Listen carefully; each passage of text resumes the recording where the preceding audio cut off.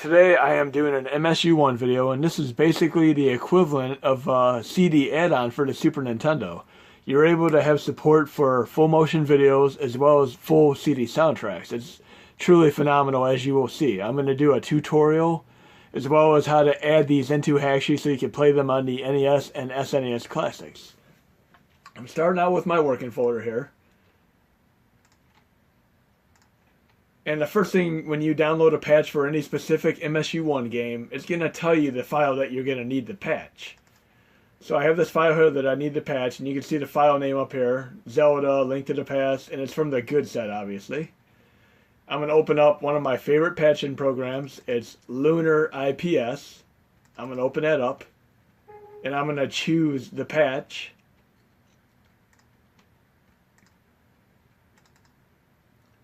And you're going to want to pay attention to this file name. It's going to translate into the end result shortly here. Now I've already patched it and have it named properly in the directory, but I'm going to show you the file that I patched initially. Right here, the SFC file. That's successfully patched. Typically you'll get the patch, but it will not come with the soundtrack nor the ROM for obvious reasons. Now that I have that all together, I have the soundtrack in a separate directory here. And there's quite a few files here for this specific one. You're basically going to want to convert these MP3s into WAV files, and then you're going to need to convert the WAV files into PCM files. So it's a little bit of a process here. So I'm using, as an example here, I'm opening up Audacity, a really great program. And I'm going to open up an MP3. It's going to be a different MP3 because I'm not going to spend this entire video showing you me convert all 35 files. So I'm just going to take a Bleacher song. And once it's opened up into Audacity, I'm going to go to File, Export Audio, and I'm going to want it as type WAV Microsoft signed 16-bit PCM. This is very important, otherwise the process will not work properly. So I'm saving that there. Then once it's saved, I'm going to go to the directory I saved it in. And I'm going to copy that file. So you're going to want to copy all the WAV files into your working directory. And I'm using yet another program. And I'll list these programs in the description for this video, obviously. It's a nifty program called Wave to MSU. And you're going to need to use DOS prompts to do this. So I'm copying this WAV file here. And I'm going to simplify the process here and just name it to like Bleachers 01. Now I'm going to have to navigate to that directory. I'm opening up my command prompt. Classic way to do programs. Doing change directory, period to go back. Going to the root directory this way. Then I'm going to look at what directory I need to go to. And I do have it buried a couple of directories in. I could have put it in my C drive and made this far more simpler, but it is what it is for right now. So change directory, working. Change directory, MSU-1. Change directory, wave to MSU. Once I'm in that directory, I'm going to call the program up by typing it in. I do not have to do Acci, it's just going to be wave to MSU.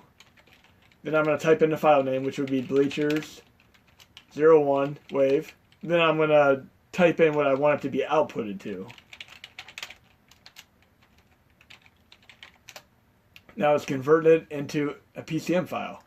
You need to do this for every file that you get in the soundtrack. You need to convert them from MP3 to WAV to PCM.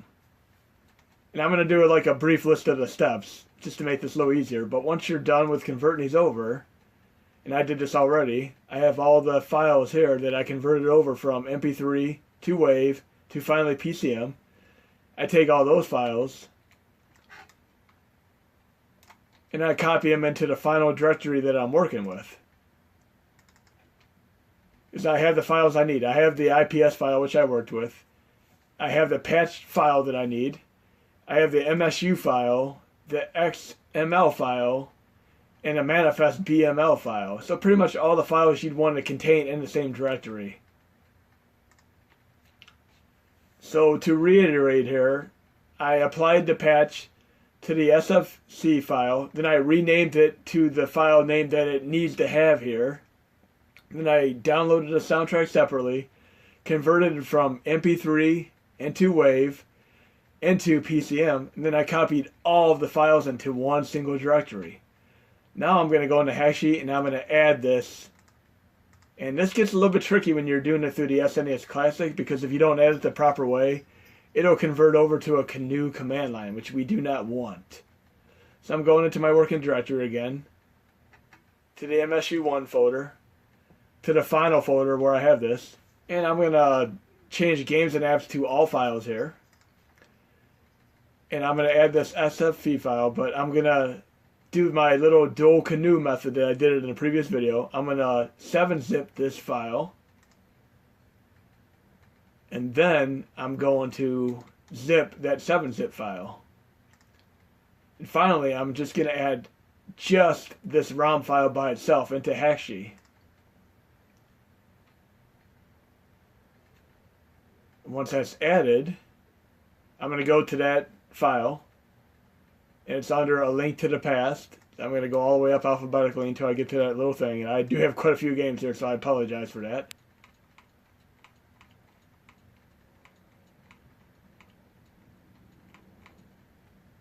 So it's right here. I'm going to right click on it, and as you see, it's in 7-zip format. I'm just going to have it uncompressed to simplify things here. So I'm decompressing it. Now I have it in the file name that I need to have. Then I'm going to change my command line here from bin to SNES. And I am using SNES 9X. And I'll show you the exact module I'm using here. From install extra modules, I'm using the SNES 9X dual core. And this will be posted to my set. You're going to need this along with RetroArch, obviously. The dual core will make it so you can use the classic NES classic command line, such as bin SNES, bin SNES, 9X, etc. You'll see it in the readmes to the right here. So if I go to this again, as an example here, dual core, right to the right, it shows the command lines I could use. I could use bin SNES, or I could use bin SNES 9X, but I need to install those. Now then, that I have that file added to my directory, I'm going to go into my Hackchi folder, into my Games SNES folder, and I'm going to close Hackchi so it properly saves the configuration for that. Of course, you could add your artwork first and everything. I've already done that. So I'm going to go into the latest file that I added. As you see, I just have the desktop files, and for right now, I'm going to go into the directory of the file that I converted. I do not need the 7-zip or the zip. I'm going to remove those. I don't need the IPS file. It's not going to matter whether or not I copy it or not. It's not even going to read it. But I'm going to copy all of these files from the entire directory. These are all dependencies to run the game. And I'm going to copy them into the directory. So when I flash it over via Hackchi or to the USB host, it's going to run all these files. I've already done a select number of these games for my test. I mean, it worked out pretty well. And again, I'll do a little step-by-step list of these processes that you need to follow along with the program names that I recommend using. So that now that I have all those, I have them arranged by date for the ones that I added most currently. And if I go into these, I have all the ones that I did. I'm going to pull up my flash drive for a USB host. And it's not going to matter if you copy and replace this SFC file. It's the same file that I already patched. I'm going to go into my USB host directory. I made a Hackchi folder, a games folder within. And all I have to do is basically just copy these directories right into the USB host games folder. As you see, I already did this, so I could skip that one, skip that one, skip that one, skip that one, skip that one. But now what I'm going to do is disconnect my flash drive from my computer and plug it into my USB host setup, and then we're going to test out a few games.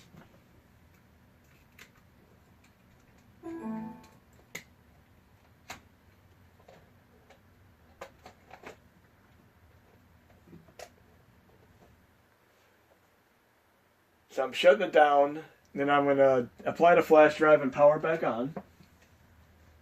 And I'm going to turn the light off in the background here so that it does not detract from the video here.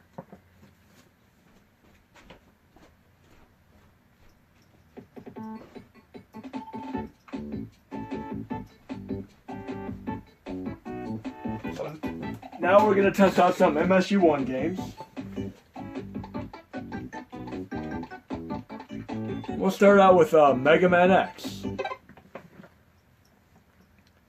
Again, with MSU-1, you're able to use FMV and full CD soundtracks.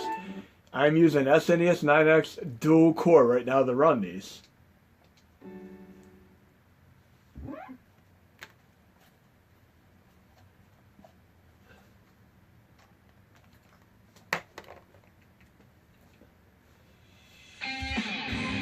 Cue in the amazing guitar soundtrack for Mega Man X1 for Super Nintendo.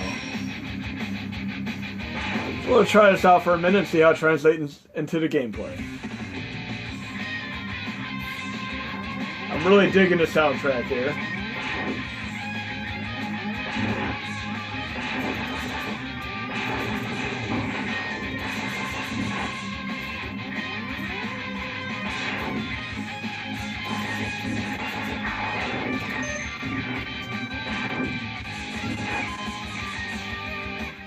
Okay, we're going to try out a few more test examples here. We'll try BS Zelda Third Quest. It's basically the broadband Satellaview that was out in Japan back in the day, and you were able to tune in on a weekly basis and try out various games that were popular within the Nintendo franchises, such as Zelda, Excitebike, and so on. And I'm really loving this orchestral soundtrack here.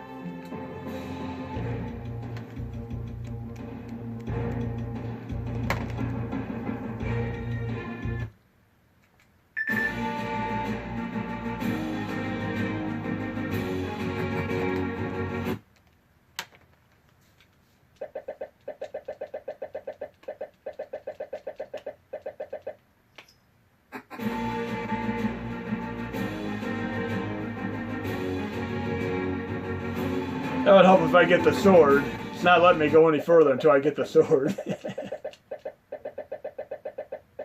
I was a little distracted because somebody tried calling my phone as I was recording this video, but it's all good now.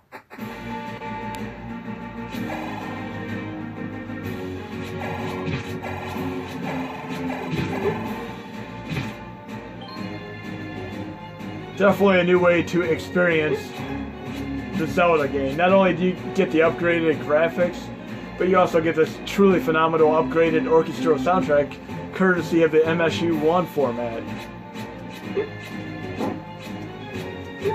Some of these games are capable of being run on the NES Classic, SNES Classic, as long as you fit within the internal memory of the NAND flash.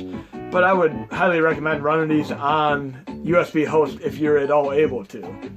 Now we're going to try out Chrono Trigger. Let's see how a new soundtrack fits this game.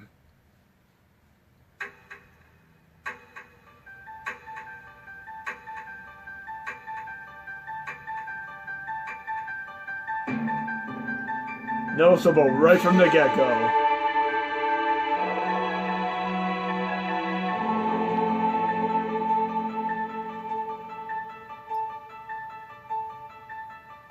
And surprisingly, I was not really aware of this format until a few people started pointing it out to me. And I'm glad madmonkey pushed me into trying this out, because now I'm going to try to make it as easy as possible for all you guys and gals to run this. We're going to do a few more test examples here. He recommended I try out Conker's Hyrule Tale. We'll load that and see if that works. I didn't get to officially test all of these out yet. I was just hoping that the process would work right, but plainly it's working.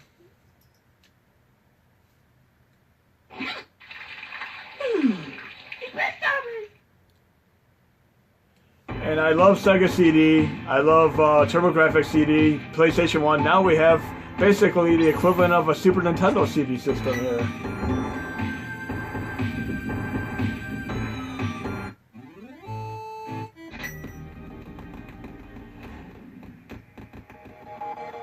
And I've only tested out 4 of these games. There's a couple here I didn't get to test out yet. This one and a few of the Zelda games I tested just because I would have to make names, character names for them. And we got a little James Bond intro there. So that one works. Then we have F-Zero with a different soundtrack. We have the Nintendo 64 soundtrack with us.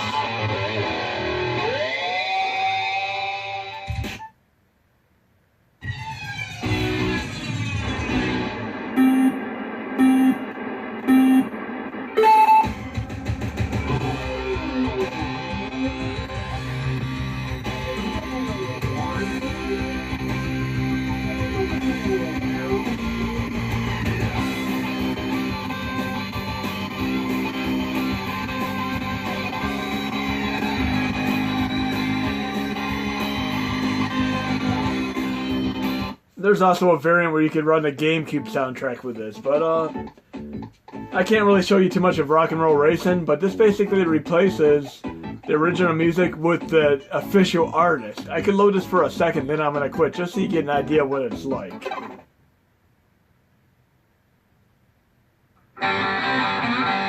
So we have the official real songs, and this is going to be something you're going to have to do on your own, but it's awesome as hell.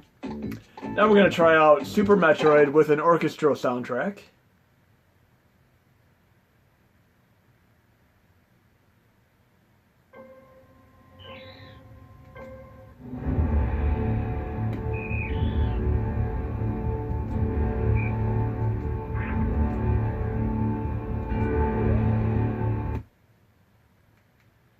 The last Metroid is in captivity.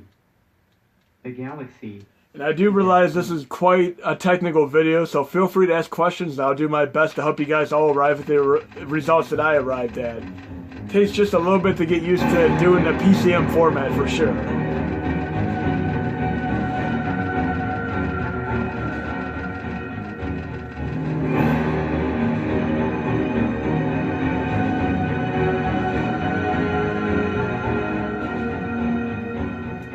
There's just a tremendous difference having these metal and symphonic and orchestral soundtracks. We're going to load up Terranigma, a great RPG that was released in Europe by NESC.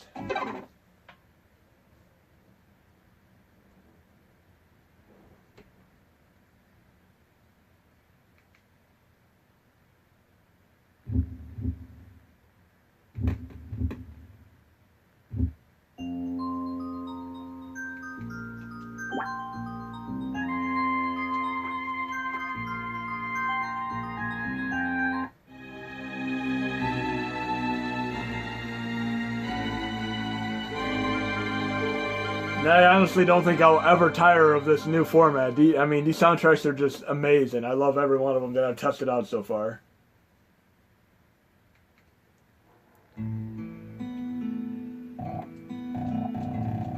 The only drawback is with the more accurate SNES 9X emulator, there is a little bit of sound skipping. It's just what it is. I mean, you go back to 2005 9X, you have less sound skipping, but it's not going to run the MSU games. So you get the great soundtracks and everything, but you will get just a little bit of sound skipping. And I believe we have one more to test here. We're going to try out a game that has full motion video as well as the orchestral soundtrack. How about Legend of Zelda: A Link to the Past?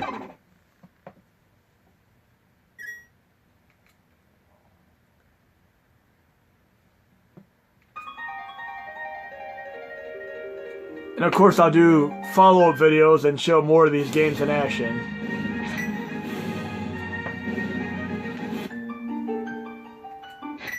And we have a video. This is pretty sweet. And again, I did mention there's a little bit of sound skipping due to the more accurate nature of this SNES 9X emulator. But it's worth dealing with just a little bit of sound skipping to be able to have this awesome full motion video and full CD soundtrack capability. I again thank madmonkey for pointing this out to me, and a few of the other people that have asked me if this was possible on the SNES Classic. We now know it officially is very possible, especially more so with the USB host format. First harvest.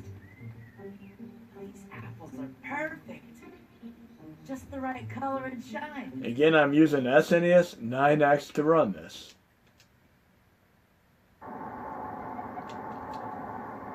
Anyways, hope you enjoyed the video, and hope you're able to get this running. Feel free to ask questions if you have any difficulty, and I'll do my absolute best to help you guys and gals along your way.